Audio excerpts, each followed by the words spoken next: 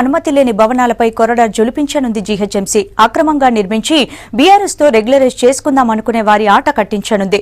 Cut off date తర్వాత కట్టిన బిల్డింగ్లపై serious action కు రెడీ అయింది. స్పెషల్ యాక్షన్ ప్లాన్ రెడీ చేసిన బల్దియా అందుకోసం నయా టెక్నాలజీని వాడనుంది. ఓ మొబైల్ యాప్ రెడీ చేసిన జీహెచ్ఎంసీ టెస్ట్ రన్ కూడా సక్సెస్ఫుల్ గా కంప్లీట్ చేసింది.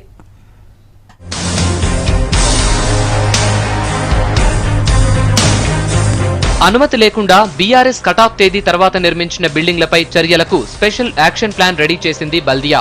నిబంధనలకు విరుద్ధంగా నిర్మించి రెగ్యులరైజేషన్ కు అప్లై చేసుకున్న దరఖాస్తుల్ని నిర్దాక్షిణ్యంగా తిరస్కరిస్తారు.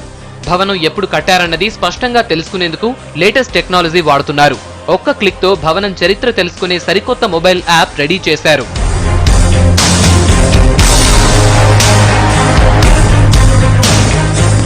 ఇక బీఆర్ఎస్ లో ఈ యాప్ కీలకంగా మారనుంది. టెస్ట్ రన్ కూడా కంప్లీట్ అయింది. 2008లో ప్రకటించిన బీఆర్ఎస్ లో భారీగా అక్రమాలు జరిగినట్లు ఆరోపణలున్నాయి. దరఖాస్తు చేసిన తర్వాత నిర్మాణాలు చేపట్టగా వాటిని జీహెచ్ఎంసీ అధికారులు కొందరు క్రమబద్ధీకరించారని ప్రచారం జరిగింది. కొన్ని దరఖాస్తుల పరిశీలనలో అది రుజువైంది కూడా. దీంతో ఇప్పుడు పకడ్బందీగా భవనాల క్రమబద్ధీకరణ చేయాలని జీహెచ్ఎంసీ భావిస్తోంది.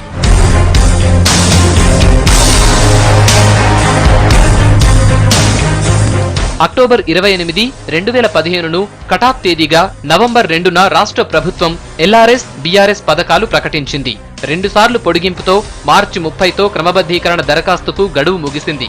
తాజాగా ఎల్ఆర్ఎస్ కు మరోసారి అవకాశం కల్పించింది బల్దియా. డిసెంబర్ 30 వరకు ఓపెన్ ప్లాట్ల రెగ్యులరైజేషన్ కు దరఖాస్తు చేసుకోవచ్చని ప్రకటించారు. కోర్టు విచారణలో ఉండటంతో బీఆర్ఎస్ కు అవకాశం లేదు. దీంతో స్వీకరించిన దరఖాస్తులు ఏం చేయాలన్నది తుది తీర్పు వెలువడిన తర్వాత తేలనుంది. అంతకుముందు వచ్చిన 1,39,000 బీఆర్ఎస్ అప్లికేషన్లను జీహెచ్ఎంసీ పరిశీలిస్తోంది. సిబ్బంది వ్యక్తిగతంగా సైట్ ఇన్స్పెక్షన్స్ చేస్తే గతంలో లాగా అక్రమాలు జరిగే అవకాశాలుంటాయని భావించిన అధికారులు యాప్ను అందుబాటులోకి తెస్తున్నారు.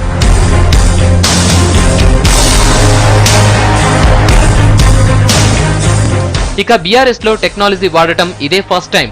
అక్టోబర్ 28కి ముందు, ఆ తర్వాత నిర్మాణాల శాటిలైట్ ఫోటోలను నేషనల్ రిమోట్ సెన్సింగ్ సెంటర్ ద్వారా ఇప్పటికే సేకరించారు. ఎన్ఆర్ఎస్సీ సర్వర్ కు అనుసంధానంగా పనిచేసే మొబైల్ యాప్ ను సీజీజీ రూపొందించింది. అప్లికేషన్ అడ్రస్ కు వెళ్లి భవనం ఫోటో తీసి మొబైల్ యాప్ లో అప్లోడ్ చేస్తే వెంటనే ఎన్ఆర్ఎస్సీ సర్వర్ కు సమాచారం వెళుతుంది. ఆ భవనం కటాఫ్ తేదీకి ముందు నిర్మించారా లేక తర్వాత అన్నది ఈజీగా తెలిసిపోతుంది.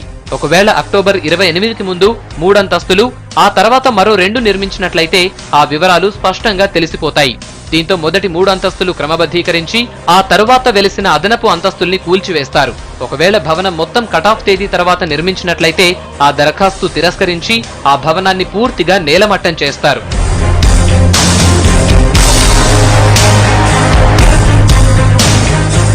ఇప్పటి వరకు బీఆర్ఎస్ లో భారీ అవినీతి జరుగుతోందనే ప్రచారంతో ఇప్పుడు ఈ టెక్నాలజీని యూజ్ చేయటం కొంత అడ్వాంటేజ్ గా మారుతుందంటున్నారు అధికారులు.